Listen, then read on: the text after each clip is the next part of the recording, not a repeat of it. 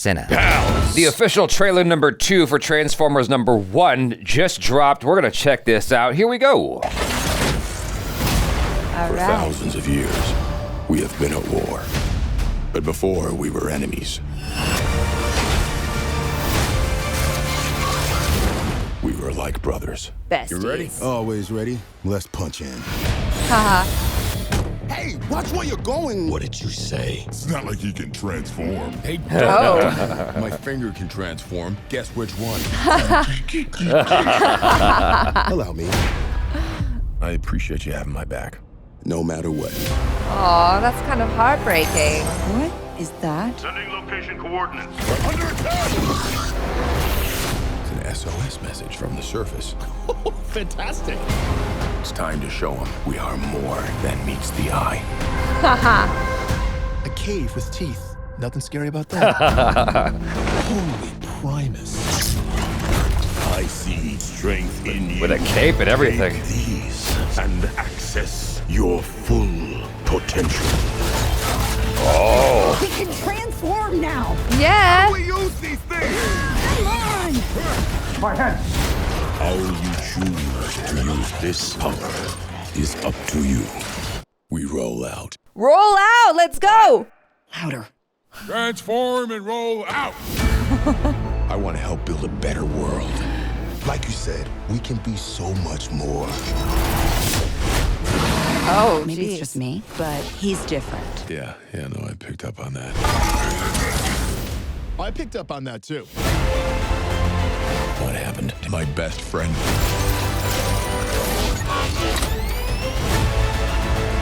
Oh. Burn it down. All of We have to stop him. it. We could have built the future together. I don't think so. Oh no. Damn. It's the villain origin story. Decepticons! Rise up! Incoming! Come on. Autobots roll out. Nice. Awesome. That's what I'm talking about. Now is the time for us to stand up together as one. Dang. That's dope.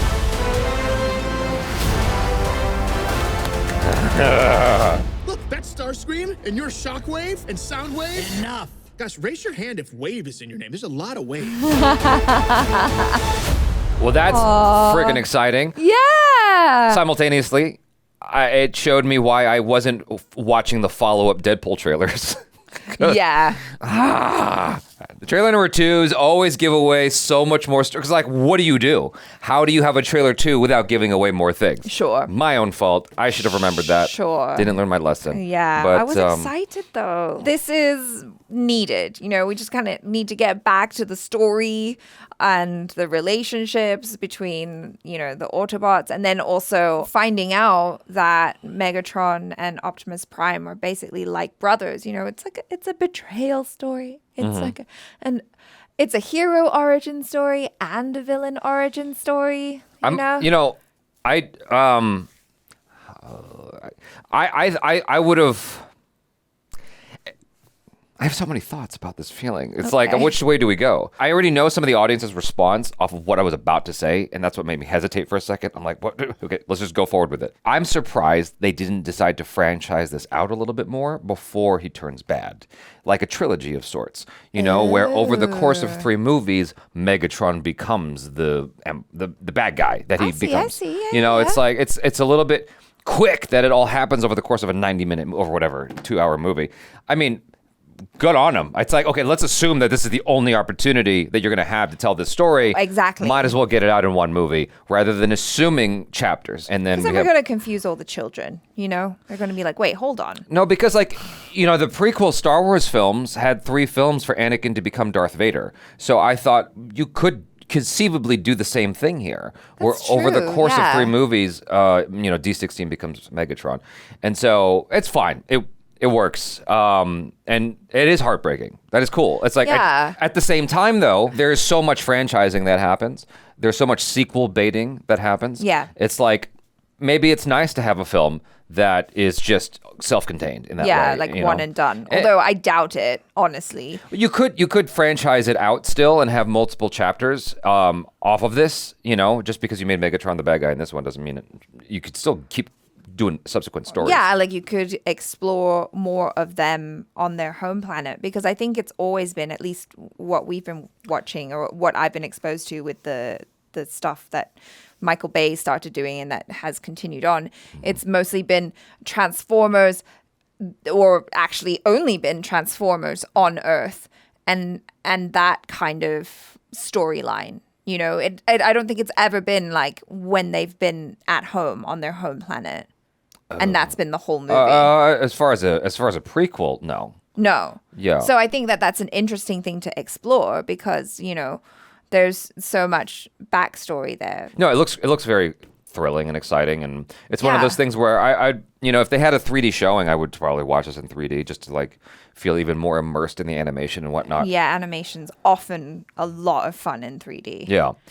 Speaking of the animation, how do you feel about the quality of the animation? I didn't have any hardcore feelings about it. I mean, I don't think it's Okay, well, the best I've ever seen. But I remember when George Lucas dropped the prequel animated Star Wars series, Clone Wars, right?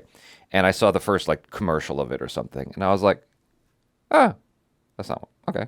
That's not what I was expecting, because at the time, if I remember correctly, we had all these Pixar movies coming out, and Pixar always looked amazing. Yeah. And Pixar was constantly pushing that envelope, which I think peaked around Finding Nemo, where it looked so real that the animators actually had to pull back a little bit because it looked too real. Right. To see, what they did with Star Wars, I was just a little bit shocked. I mean, with all the money that Star Wars has and makes, it's like, okay.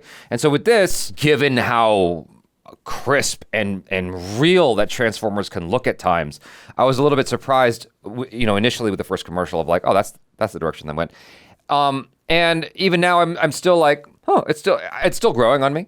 But for the target audience, the predominant target audience, which is the kids, I think it works pretty effectively. I think so. So I think it works well for that. Yeah. It's not making me super excited with oh my God, this is, making leaps and bounds in as far as animation goes. Yeah. And it certainly doesn't have the charm of something like the animated movie we watched, from the 80s, or even sort of 2D animation stuff like Ghibli or whatever. But that's not what this is. Right. This is about how can we get this looking so cool? And Yeah. it's fine. It's a choice. Yeah. And so as long as it's entertaining, I think that's what matters at the end of the day. Even if the animation itself doesn't necessarily wow me, as long as the characters are fun to hang out Yeah, the with and whatnot. relationships between the characters. I'm also super excited for Bumblebee because, Sure. I know he's a fan favorite. He's also my favorite. Yeah. And so Yeah. I'm just bring the Bumblebee comedy, Yeah. So anyways, you guys, thanks so much for hanging out. I'm Jaby Kawai. This is Achara Cook. Peace out.